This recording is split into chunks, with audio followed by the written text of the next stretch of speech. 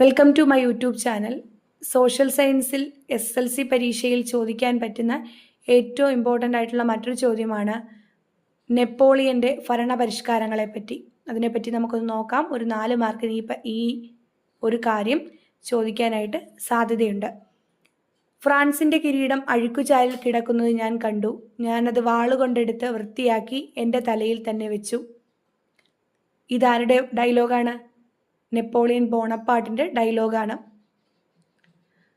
ഫ്രാൻസിൽ നിലവിലിരുന്ന ഡയറക്ടറെ പുറത്താക്കി അധികാരം പിടിച്ചെടുക്കുകയാണ് നെപ്പോളിയൻ ബോണപ്പാർട്ട് ചെയ്തത്. അരാജകത്വത്തിലേക്ക് വഴുതി മാറിയ ഫ്രഞ്ച് സമൂഹത്തെയും തൻ്റെ കരുത്തുകൊണ്ട് ഫ്രാൻസിൻ്റെ അധികാരം പിടിച്ചെടുത്തതിനെയുമാണ് നെപ്പോളിയൻ്റെ ഈ വാക്കുകളിൽ വ്യക്തമാകുന്നത്. ഫ്രഞ്ച് സൈന്യത്തിലെ ബ്രിഗേഡിയർ ജനറലായിരുന്നു നെപ്പോളിയൻ.